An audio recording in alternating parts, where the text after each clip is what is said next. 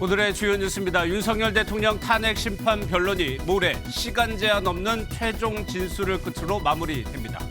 윤 대통령과 국회 측은 종합변론과 최종 의견 진술을 준비하며 주말 내내 마지막 변론 전략 점검에 나섰습니다. 국민의힘은 공수처의 영장 쇼핑이 사실로 드러났다며 헌재도 사기 탄핵에 동조한 만큼 사법개혁을 본격 추진하겠다고 밝혔습니다. 민주당은 조기 대선을 대비해 중도층에 이어 20대 남성 공략에 적극적으로 나섰습니다. 우리나라 반도체 기술이 중국에 대부분 투월당했다는 전문가들의 설문 결과가 나왔습니다. 기초연구와 설계기술 분야에서 2년 만에 중국에 밀렸다는 평가가 나오면서 경쟁력 약화가 우려되고 있습니다.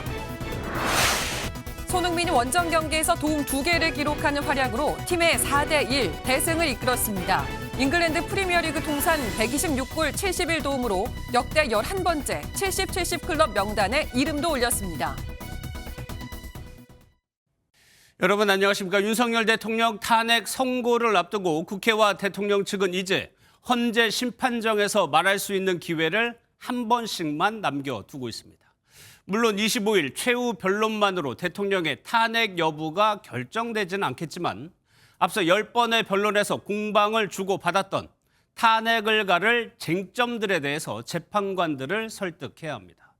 또 국민들 역시 그 어느 때보다 관심을 갖고 지켜보는 만큼 양측은 최후 변론에 담길 내용을 다듬고 고심하고 있습니다. 먼저 윤석열 대통령은 구치소에서 변호인단과 대응 전략과 최후 진술 내용을 가다듬었습니다. 무엇보다 계엄 당일 국회에 출동한 군인들의 임무가 질서 유지 차원이라는 점을 부각할 것으로 보입니다. 또 국무회의도 절차적 요건을 충족했다는 방어 논리를 펼칠 것으로 보입니다. 오늘 첫 소식은 장동건 기자가 보도합니다. 윤석열 대통령 대리인단은 주말 내내 최종 변론 내용과 대통령의 최후 진술 등 변론 전략을 논의했습니다. 변론 중 가장 쟁점이었던 국회 군 투입이 계엄 해제를 막기 위한 것이 아니라 질서 유지 차원이라는 점을 어떻게 설득할 것인지를 고심했습니다. 곽종근 전 특수전사령관을 상대로 대통령이 직접 국회의원을 끄집어내라고 지시하지 않았다는 점을 따졌던 것도 이 때문입니다. 저는 그냥 사람이라는 이런 표현을 놔두고 또 의원이면 의원이지 인원이라는 말을 저는 써본 적이 없습니다. 주요 정치인과 법조인 체포 지시 의혹 역시 전면 부인할 전망입니다. 홍장원 전 국정원 1차장이 작성한 체포 명단 메모와 관련해 작성 장소와 시간에 대한 홍 전 차장의 진술에 변동이 있었던 점을 부각시키며 증거 효력이 없다는 점을 강조할 것이라는 관측입니다. 김용현 전 국방장관과 이상민 전 행안장관을 상대로는 국무회의가 정상적인 절차와 요건을 갖췄다는 증언을 이끌어낸 만큼 이를 적극 인용할 예정입니다. 20시 30분경부터 도착해서 22시 15분 정도까지 그 대통령실에서 같이 이렇게 국무위원들 오는 대로 심의를 했습니다. 국무위원 의사정족수인 11명이 모일 때까지 저희가 다 기다렸고 계엄 선포를 거의 30분 가까이 늦추면서 기다렸던 것이고요. 윤 대통령은 무제한으로 주어지는 최후 진술에서는 헌재 결과의 수용과 기각 시 국민 통합에 나서겠다는 점도 강조할 것으로 알려졌습니다. 최종 변론에서 윤 대통령 측은 이러한 진술을 근거로 절차적 요건을 갖춘 평화적인 계엄이었다는 방어 논리를 펼칠 전망입니다. MBN 뉴스 장동건입니다. 국회 소추단은 같은 사안을 두고 정반대의 주장을 펼칠 것으로 보입니다. 계엄을 결정한 이른바 5분 국무회의는 절차적 정당성이 없고 당시 국회와 선관위에 투입된 군은 헌법기관을 무력화하려는 근거로 제시할 방침입니다. 이어서 이혁근 기자입니다. 12.3 비상계엄 당시 계엄군이 가장 먼저 도착한 곳은 중앙선거관리위원회입니다. 포고문이 나오기도 전에 들이닥쳤습니다. 중앙선관위, 야간 당직자 등 5명의 핸드폰을 압수하고 행동 감시 및 청사 출입 통제를 실시하였습니다. 이어 국회에도 병력이 투입됐는데 국회 측은 윤 대통령이 계엄 해제를 막으려다 실패한 것이란 주장입니다. 대통령이 말씀하셨다고요? 네. 빨리 국회 문을 부수고 들어가서 안에 있는 인원들을 밖으로 끄집어내라. 소추단은 또 윤 대통령이 몇몇 국무위원을 순차적으로 불러 안건도 없이 5분가량 간담회를 열었을 뿐 제대로 된 국무회의가 아니었다는 점을 강조할 방침입니다. 헌재에 출석한 한덕수 국무총리가 이를 입증했다는 겁니다. 통상의 국무회의가 아니라는 저의 그 말씀과 그것이 형식적, 실체적 흔별이 있었다고 생각하는 것. 최후 진술을 앞두고 국회 소추단 측은 유리한 증언과 진술을 모아 쟁점별로 윤 대통령의 위법 위헌성을 강조할 전망입니다. MBN 뉴스 이혁근입니다. 10번의 변론 동안 헌법재판관들도 직접 증인신문에 나섰습니다. 직권으로 증인을 부르기도 했죠. 그렇다면 재판관들은 어떤 점을 집중적으로 물어보고 관심을 보였을까요?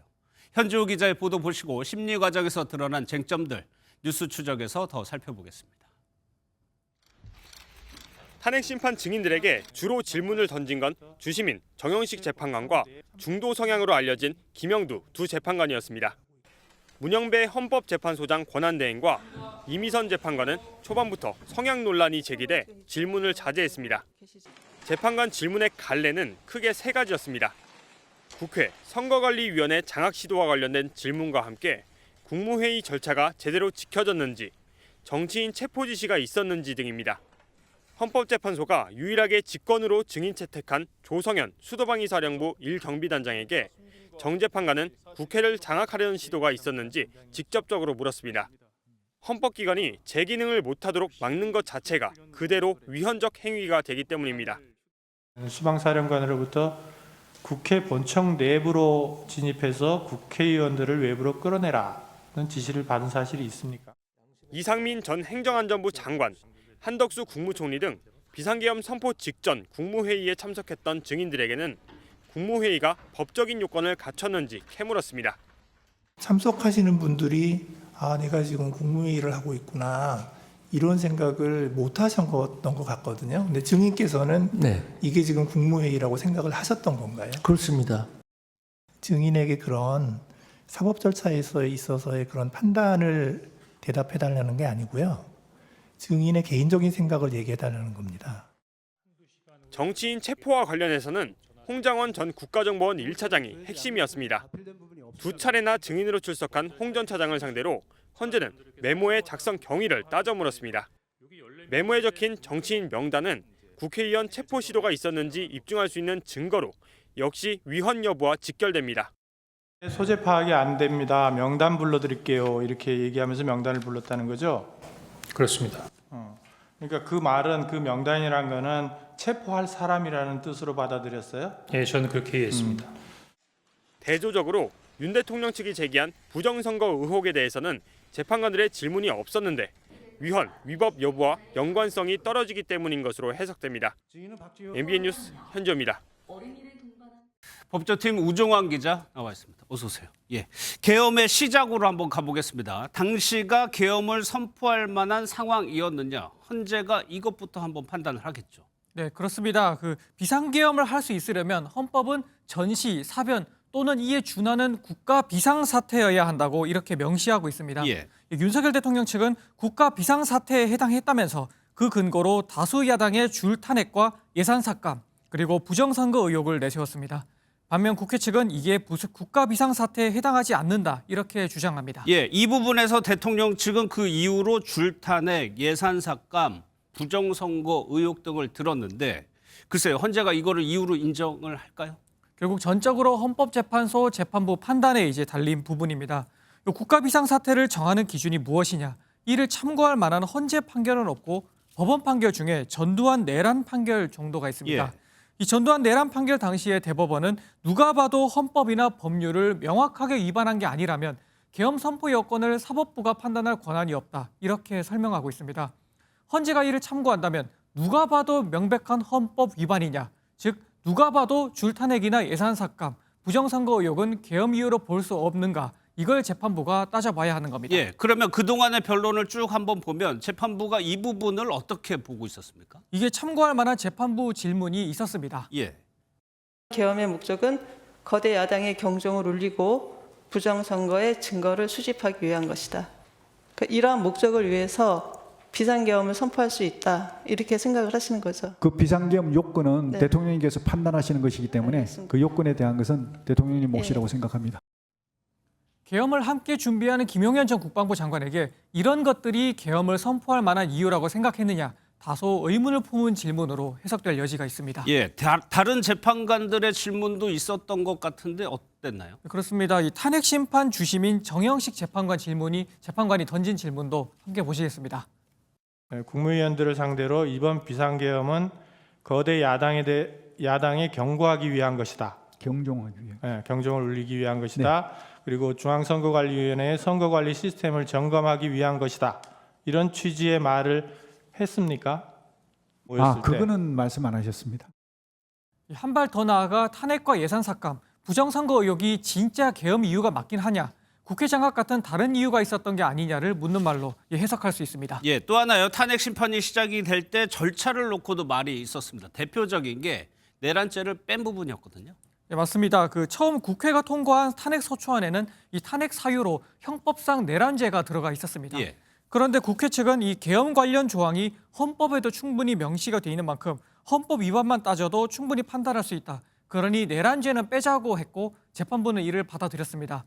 그러자 윤 대통령 측은 이 가장 큰 핵심 쟁점을 뺐으니 이건 심판을 각하해야 한다라고 주장했고 여권에서는 안고 없는 찐빵이 아니라 찐빵 없는 찐빵 이렇게 비난하기도 했었습니다. 예, 부정선거 검증을 두고도 대통령 측에서 여러 차례 검증을 좀 요구했는데 이 부분 받아들이지 않았단 말이에요. 그래서 좀 반발이 있었습니다. 네, 그렇습니다. 윤 대통령 측은 선관위 서버 감정과 투표자 수 검증 이런 것들을 신청했지만 재판부는 받아들이지 않았습니다. 예. 이 부정선거 의혹 검증과 관련한 절차는 결국 백종욱 전 국가정보원 3차장과 김용빈 중앙선관위 사무총장 증인신문만 진행이 됐었습니다. 이 눈에 띄는 건요, 대부분 증인에게 핵심 질문을 하던 재판관들이 부정선거 의혹 증인들에게는 이 별다른 질문을 하지 않았다는 겁니다. 예. 이 재판부가 결국 부정선거 의혹은 핵심 쟁점으로 보고 있지 않다라는 방증으로 볼 수 있습니다. 알겠습니다. 여기까지 듣겠습니다. 우종환 기자였습니다. 탄핵 심판 막바지, 정치권은 여론전에 힘을 쏟고 있습니다. 최근 탄핵에 찬성하는 응답이 60%, 중도층에선 70% 가까이로 나타났다는 여론조사 결과가 나오면서 국민의힘 지도부는 여론을 반전시키기 위해 안간힘을 쓰고 있는데요. 재판부의 편향성을 문제 삼고 공수처의 영장 쇼핑까지 강하게 밀어붙이고 있습니다. 하지만 당 안팎에선 중도층을 잡으려면 탄핵 국면에서 유연한 입장을 보여야 한다는 주장도 나옵니다. 이기종 기자입니다.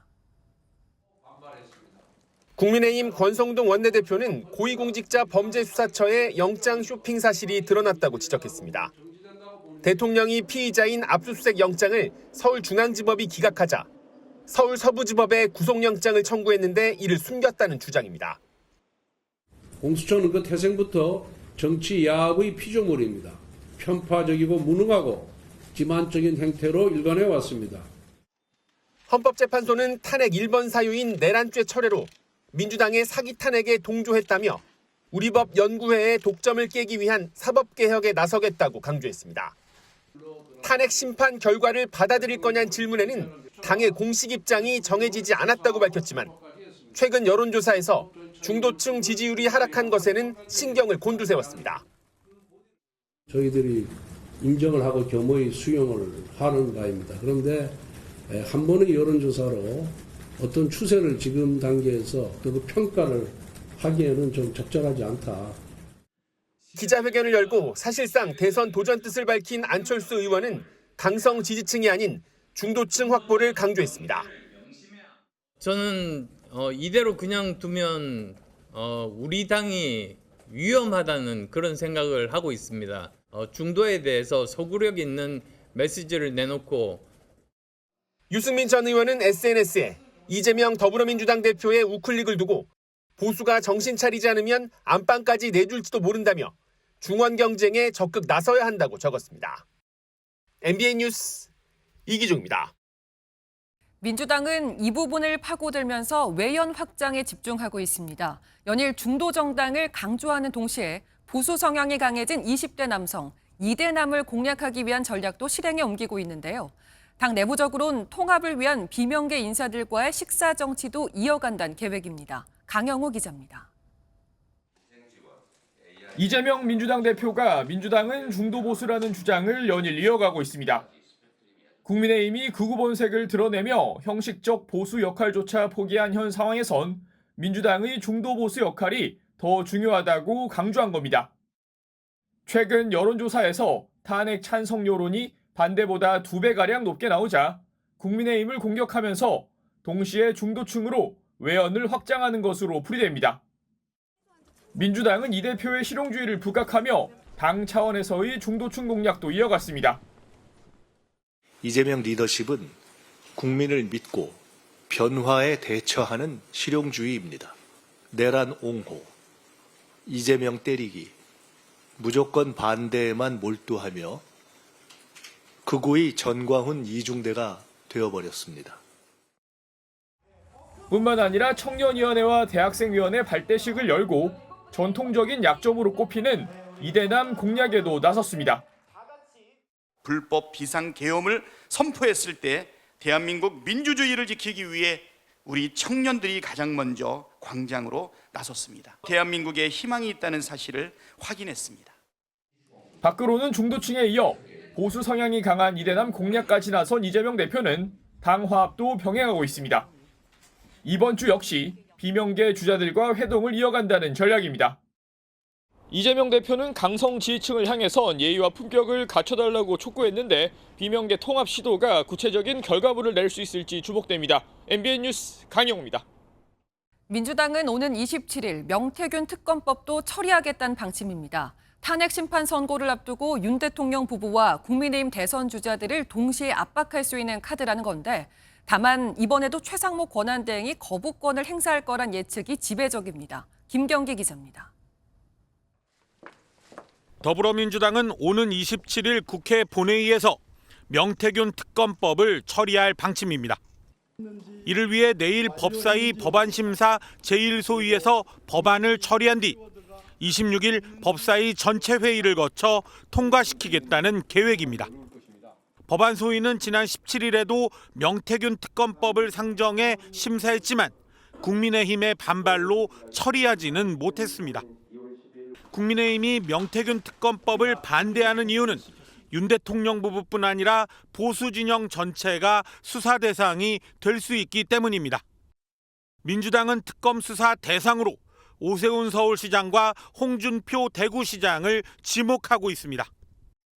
헌법재판소 탄핵 심판 선고를 앞두고 대통령과 여당을 동시에 압박할 수 있는 카드라는 게 민주당의 계산입니다. 민주당은 오늘도 국민의힘과 검찰이 명태균 씨 의혹을 1년 전부터 알고 있었던 사실이 드러났다며 공세를 이어갔습니다. 명태균 특검은 반드시 필요합니다. 은폐에 앞장서온 국민의힘과 검찰은 이런 반구도 말할 자격이 없습니다. 다만 최상목 대통령 권한대행이 거부권을 행사할 가능성이 커 국민의힘에 위협이 되지 않을 수 있다는 관측도 나옵니다. 이런 가운데 친명계 강경파 의원 10명은 4차례나 폐기됐던 김건희 특검법을 상설 특검으로 다시 발의했습니다. MBN 뉴스 김경입니다. 이번 주 또 하나 눈여겨볼 재판이 있습니다. 26일 열리는 이재명 민주당 대표의 공직선거법 항소심 결심 공판입니다. 이르면 다음 달 선고가 내려질 전망이어서 정치권의 관심이 높습니다. 박상호 기자입니다. 이재명 대표는 항소심 결심 전 마지막 재판에 출석할 땐 말을 아꼈습니다. 조만간 결심 공판 앞두고 한 말씀만 부탁드리겠습니다. 지난 재판에서 검찰은 이 대표의 발언과 혐의를 명확히 정리하라는 재판부의 요청에 따라 공소장을 수정했습니다. 검찰은 고 김문기 전 성남도시개발공사 처장과 관련된 이 대표의 방송 인터뷰에서 실제 발언과 허위 사실을 구체적으로 연결해 기재했다고 밝혔습니다. 이 대표 측은 검찰이 김 씨와의 모든 관계를 부정하는 것처럼 해석하며 논리적인 비약을 하고 있다고 주장했지만 재판부는 검찰의 공소장 변경 신청을 허가했습니다. 오는 26일에는 검찰의 구형 전에 양측이 신청한 양형 증인 2명에 대한 신문이 진행됩니다. 이 대표 측은 정준희 한양대 겸임 교수를, 검찰 측은 김성천 중앙대 로스쿨 교수를 각각 증인으로 신청했습니다. 재판부는 이날 변호인의 최후 변론과 이 대표의 최후 진술을 듣고 변론을 종결할 계획입니다. 통상 결심부터 선고까지 한 달 정도 걸리는 걸 고려하면 윤 대통령 탄핵 선고가 나오는 다음 달 항소심 결과도 나올 전망입니다. MBN 뉴스 박상호입니다. 한동훈 전 국민의힘 대표의 자서전 출간일이 현재 최종 변론 다음 날입니다. 예약 판매로만 지난주 가장 많이 팔린 책에 이름을 올리면서 친한계는 상당히 고무돼 있습니다. 하지만 친윤계에서는 지금은 나설 때가 아니라며 혹평을 쏟아내고 있습니다. 황재영 기자가 보도합니다. 국내 한 대형 서점 온라인 판매 사이트입니다. 한동훈 전 국민의힘 대표가 쓴 책 국민이 먼저입니다가 지난 한 주간 가장 많이 팔린 책이 됐습니다. 지난 19일 예약 판매 개시 이후 나흘 만에 기록한 1위로 친한계는 고무된 분위기입니다. 김종혁 전 국민의힘 최고위원은 2달간 칩거하던 한동훈의 책에 쏟아지는 관심과 응원을 보며 희망을 본다고 말했습니다. 계엄에 있어서 합리적 보수가 했던 행동들에 대한 궁금증, 이런 것들이 전반적으로 반영된 그러한 결과라고 생각이 됩니다. 책 정식 출간일인 오는 26일은 공교롭게도 윤석열 대통령의 헌법재판소 최후 변론 다음 날로 친윤계는 곱지 않은 시선을 보냅니다. 대통령의 시간을 침해하지 마라라는 말씀을 드리고 싶은데 당원들이 본인에 대해서 어떻게 생각하는지 한번 의견을 들어주십사 하는 이 소청을 드립니다. 나경원, 김기현 의원도 각각 대한민국의 불행한 사태에 대해 한 전 대표의 책임이 가볍지 않다. 진격할 때와 후퇴할 때를 알아야 한다고 날을 세웠습니다. 한 전 대표는 전국 북 콘서트 등 활동도 계획하는 것으로 알려져 친윤계와의 갈등이 더 커질 전망입니다. MBN 뉴스 황재현입니다. 정치권 소식 더 살펴보겠습니다. 최돈희 기자 나와 있습니다. 어서 오세요. 예, 이번 주 달력을 한번 가져와 봤는데 대통령부터 이재명 대표까지 굵직한 일정이 굉장히 많습니다. 네, 보신 것처럼 윤 대통령과 이재명 대표, 여기에 한동훈 전 대표까지 이들 정치 행보의 분수령이 될 만한 일정들이 몰려 있는데요. 특히 이 대표의 재판과 사실상 정계복귀 신호탄이 될 한 전 대표의 자서전 출간일이 겹쳤습니다. 친한계 한 인사는 이 대표 재판 일정을 고려해 한 전 대표의 실제 복귀 시점이 미뤄질 수 있다고도 말했습니다. 한 대표 복귀 시점도 대통령 탄핵 심판 변론 뒤로 미뤘었는데요. 아무래도 정치적 부담을 더는 대신 주목도를 높이려는 의도로 보입니다. 예, 한 전 대표는 정치권에 돌아오는 시점을 두고 고민이 있었을 텐데 공교롭네요. 이들의 복잡한 관계가 탄핵 정국에서 다시 만났다는 얘기까지 나오고 있습니다. 윤 대통령은 지난 대선서 근소한 차이로 이겨서 승자의 독식을 차지한 반면 이 대표는 이후 검찰과 법원을 오가는 신세가 됐습니다. 윤 대통령과 이 대표의 첫 만남도 2년이 다 돼서야 이뤄질 정도로 두 사람의 관계는 좋지 않았는데요. 또 한 전 대표는 현 정부의 황태자로 불리며 법무부 장관부터 비대위원장, 당대표까지 승승장구했습니다. 윤 대통령과 한 배를 탄 공동 운명체였지만 역설적으로 윤 대통령이 계엄을 선언하면서 완전히 갈라지게 됩니다. 윤 대통령과 이재명 대표 그리고 한동훈 전 대표 세 사람의 운명은 기이하게도 이번 주 또다시 극명하게 갈리게 됐습니다. 예, 그러면요 한동훈 전 대표 말고 여권의 다른 대선 주자들의 움직임은 어떻습니까? 여당 대선 주자들은 그동안 대통령 탄핵 심판이 진행되고 있다는 이유로 관련 언급을 당 안팎에서 자제해온 게 사실입니다. 하지만 만일의 경우 탄핵이 인용돼 조기 대선이 확정되면 이들에겐 시간이 없다는 게 딜레마입니다. 탄핵이 인용될 경우 60일 안에 대선이 치러지고 그러려면 당 대선 후보를 뽑는 경선 기간은 고작 20일 정도에 불과하기 때문입니다. 이 과정에서 탄핵에 대한 여권 내 노선 투쟁이 한층 격화할 것으로 보이는데요. 탄핵을 반대하는 후보들은 당원과 당성 지지층의 여론에 호소할 가능성이 크고 반대로 탄핵에 찬성했던 후보들은 중도 흡입력을 바탕으로 본선 경쟁력을 부각하는 전략을 쓸 것으로 보입니다. 예, 또 하나요. 이른바 명태균 리스크가 여권 주자들에게도 영향을 좀 미칠까요?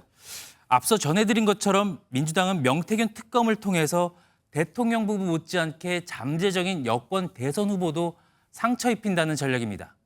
명태균 리스크에 연루된 여권 인사들은 물론 오세훈 서울시장, 홍준표 대구시장 같은 차기 대권 주자들도 전선을 확대할 수 있기 때문입니다. 국민의힘 한 의원은 이미 다 나온 얘기를 반복하는 수준이라면서도 선거 전엔 모든 게 변수가 될 수 있다고도 경계를 늦추지 않고 있습니다. 반면 명태균 리스크에서 상대적으로 자유로운 김문수 장관이나 한동훈 전 대표는 이런 야권의 공세에 적극 반대하기보다는 침묵하는 표정 관리에 들어갈 것으로 보입니다. 알겠습니다. 잘 들었습니다. 최돈희 기자였습니다. 화재 소식이 끊이지 않고 있습니다. 인천의 한 아파트에서 불이 나 2명이 크게 다치고 연기를 마신 주민 16명이 병원 치료를 받았는데요. 수원에선 다세대 주택에서 난 불로 20대 여성이 숨졌습니다. 심우영 기자입니다. 아파트 창문 밖으로 연기가 뿜어져 나오고 아랫집에선 한 여성이 다급히 구조를 요청합니다. 오늘 새벽 3시 40분쯤 인천 논현동 20층짜리 아파트 5층에서 불이 나 1시간 만에 꺼졌습니다. 이 불로 50대 남성 등 2명이 화상을 입었고 주민 16명이 연기를 마셔 병원으로 옮겨졌습니다. 아빠하고 따님이 화상을 조금 입었고요. 대피는이 구조 8명에 자력 대피 23명이야. 새벽 3시 50분쯤 경기 수원시의 한 다세대 주택 3층에서도 불이 났습니다. 폭발음과 함께 불이 나면서 20대 여성 1명이 숨지고 20대 남성 1명은 얼굴 등을 다쳤습니다. 오늘 오후 1시 40분쯤엔 경기 용인시의 한 접착제 공장에서 난 불이 인근 야산으로 번졌습니다. 소방당국은 대응 1단계를 발령해 1시간 만에 큰 불길을 잡았지만 공장 2개 동과 야산 일부가 탔습니다. 건조한 날씨 탓에 경북 성주와 경주, 인천 광화도에서 산불이 잇따랐습니다. 산림당국은 산불 조사를 실시해 산불의 정확한 발화 원인과 피해 면적 등을 조사할 계획입니다. MBN 뉴스 심우영입니다. 독도는 일본 땅이라는 일본의 억지 주장이 보수 언론을 통해 올해도 되풀이되고 있습니다. 우리 정부는 강력히 항의하는 한편 독도를 포함한 동해안 경비를 강화했습니다. 이혁준 기자입니다. 대한민국 최동단에 있는 섬 독도를 두고 일본이 올해도 도발을 이어갔습니다. 일본 시마네현은 독도를 일본 영토라고 주장하는 다케시마의 날 행사를 열었고 일본 내각부에 영토 문제 담당 정무관이 참석했습니다. 政府は総力を挙げて毅然とした態度で我が国の立場を韓国側にしっかりと伝え粘り強く対応してまいります。 2006년부터 시작한 다케시마의 날 기념식은 올해로 20년째고 일본 정부는 13년째 정무관을 파견했습니다. 일본 보수 언론 산케이 신문은 다케시마의 날 20년이라며 기획 기사를 사흘에 걸쳐 연재하고 사설을 쓰며 지원했습니다. 한국이 독도를 불법 점거한 지 70년 이상이라며 다케시마의 날을 정부 차원에서 명문화해야 한다는 게 산케이 신문의 주장입니다. 우리 정부는 주한일본 대사관에 총괄 공사를 초치해 강력 항의했고 포항해경에 1,500톤급 대형 함정을 추가 배치해 독도 수호를 강화했습니다. 경북 울릉군에선 일본의 억지 주장을 규탄하는 결의대회를 열었습니다. 독도는 누가 뭐래도 대한민국 땅입니다. 일본의 되지도 않는 억지 주장을 강력하게 규탄합니다. 올해는 한일 국교 정상화 60주년이지만 영토 분쟁과 역사 왜곡을 둘러싼 한일 갈등은 좀처럼 해결 기미를 보이지 않고 있습니다. MBN 뉴스 이혁준입니다. 프란치스코 교황은 폐렴 진단을 받고 현재 입원 중입니다. 병세가 나아지지 않자 교황청이 위중한 상태라고 공식적으로 밝혔습니다.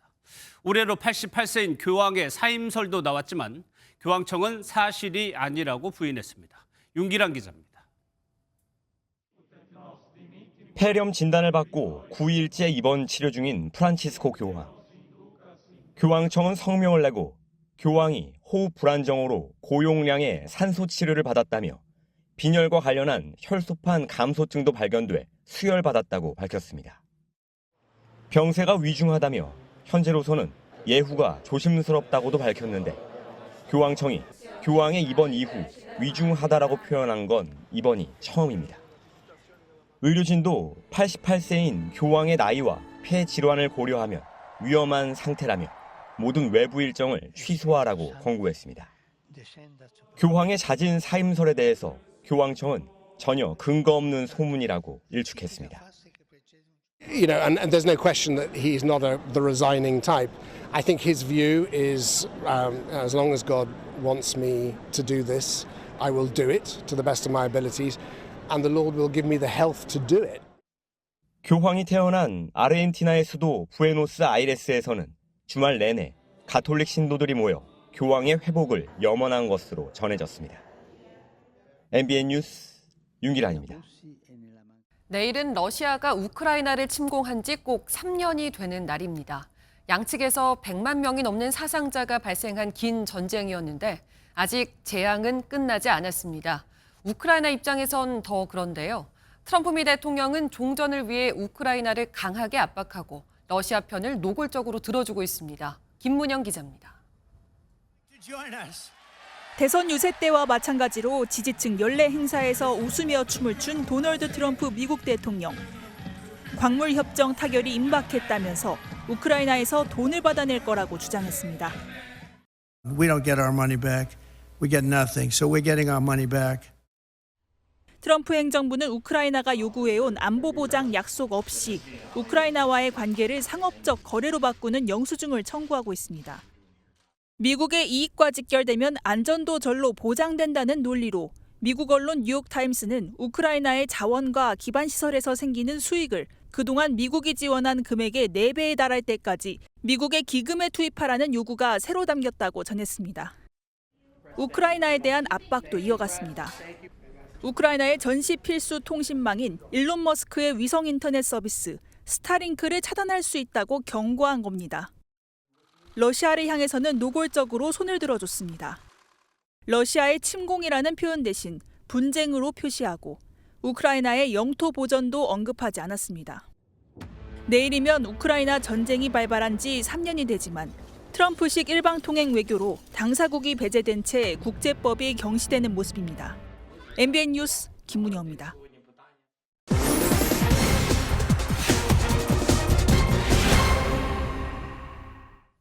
우크라이나군의 포로로 붙잡힌 북한군이 한국에 가고 싶다는 뜻을 밝혔죠.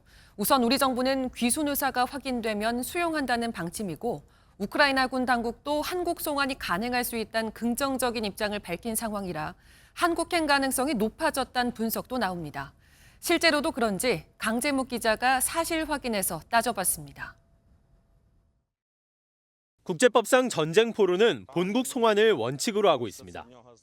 전쟁 포로 대우에 관한 내용을 담고 있는 제네바 협약은 교전 중에 붙잡힌 포로는 전쟁이 끝나면 지체 없이 석방해 본국으로 송환해야 한다고 규정하고 있습니다. 북한이 러시아의 군대를 파병한 사실을 공식적으로 인정하지 않고 있는 만큼 우크라이나군에 붙잡힌 포로들의 본국은 러시아가 될 가능성이 높습니다. 이 경우 북한군은 러시아를 거쳐 북한으로 돌아가게 됩니다. 하지만 최근 한 북한군 포로는 북한이 아닌 대한민국에 가고 싶다는 뜻을 공개적으로 밝혔습니다. 80%는 결심을 했습니다. 우선은 난민 신청을 해가지고 대한민국에 갈 생각입니다. 강제로 북한에 보내질 경우 본인의 의사에 반하는 결과가 되는 건데 이 때문에 이번 사례는 포로 송환 의무의 예외에 해당할 수 있다는 주장이 나옵니다. 제네바 협약에 따르면 포로의 이동은 포로 자신의 이익을 고려해 인도적으로 이뤄져야 한다고 명시되어 있는데 인권 탄압의 우려가 있으면 예외를 적용하고 있기 때문입니다. 공개적으로 한국행 의사를 밝힌 만큼 포로들이 북한으로 돌아갈 경우 신변이 위험해질 수 있는 상황입니다. 우리 정부도 북한군은 헌법상 우리 국민이라며 개인의 자유의사 존중이 국제법과 관행에 부합한다고 설명했습니다. 실제로 지난 1953년 한국전쟁 당시에도 본국으로 송환을 거부한 북한군, 중공군 포로들이 북한과 중국을 피해 한국과 대만으로 보내졌습니다. 다만 이 모든 경우는 우크라이나 정부의 협조가 전제되어야 합니다. 서울로 오기 위해서는 우크라이나 측과 상당한 협상을 진행을 해야 될 것으로 보입니다. 최대한의 외교적인 협력을 통해서 취재를 종합하면 우크라이나와 러시아의 종전 협상이 이뤄진다면 북한군의 한국행 가능성은 대체로 사실인 것으로 판단됩니다. MBN 뉴스 강재묵입니다. 우리나라 반도체 기술 수준이 중국에 대부분 추월당했다는 전문가들의 평가가 나왔습니다. 중국의 위협이 무섭다고는 해도 아직 추월당할 정도는 아니란 인식이 지배적이었지만 2년 만에 평가가 확 바뀐 건데요. 국내 반도체 업계 시장 전망이 밝지 않은 점도 문제입니다. 김태영 기자입니다. 2년 전 정부 연구기관이 전문가들을 대상으로 한 설문조사에선 한국이 중국보다 일부 반도체 기술은 앞선 것으로 조사됐습니다. 전통적으로 강점을 보였던 메모리나 첨단 패키징 기술은 미국에 이어 2위 수준을 유지할 정도였습니다. 하지만 최근 같은 전문가들을 대상으로 조사한 결과 기술 기초 역량이 모두 중국에 뒤처진 것으로 평가됐습니다. 반도체 분야 전체로 보면 기초 연구와 설계 기술은 6개 조사 국가 중 최하위였습니다. 글로벌 반도체 패권 경쟁에 대한 위기감은 이미 업계에 심각하게 퍼진 상태입니다. 급변하는 글로벌 시장 환경과 각국의 치열한 경쟁 속에서 우리는 새로운 도전에 직면해 있습니다. 지금 반도체 산업과 경쟁은 상당히 위협적이고 심각한 상황이라고 볼 수 있겠습니다. 중국 화웨이의 플래그십 스마트폰에 여전히 한국 기업의 반도체가 사용되는 등 기술 격차가 여전하다는 인식이 있었지만 전문가들 생각은 딴판이었던 겁니다. 삼성과 하이닉스에서 은퇴하는 임원들을 중국이 적극적으로 영입해서 반도체 기술을 배우고 있고 이미 저가 반도체는 이미 우리나라가 더 많이 수입을 하고 있습니다. 트럼프 2기 행정부 출범으로 반도체 산업 불확실성이 더 커졌고 국내 연구개발 투자 규모도 적은 상황이라 우리가 중국에 완전히 역전당할 수 있다는 위기감이 커지고 있습니다. MBN 뉴스 김태형입니다. 휴일인 오늘도 많이 추우셨죠? 강추위는 내일 아침까지만 견디시면 되겠습니다. 내일 서울의 아침 기온 영하 6도로 오늘만큼 춥겠지만 낮부터는 추위가 서서히 풀리겠고요. 주 후반에는 낮 기온이 10도를 웃돌며 포근해지겠습니다. 한편 호남과 제주에는 눈이 이어지고 있습니다. 이들 지역은 내일 오전까지 1에서 5cm의 눈이 더 내리겠습니다. 내일도 전국이 대체로 맑겠고 건조한 날씨가 이어지겠습니다. 특히 동해안에는 건조 경보가 발효 중인 가운데 산불 위기경보 주의 단계가 유지 중입니다. 크고 작은 화재가 잇따르고 있는 만큼 불씨 관리 잘해주셔야겠습니다.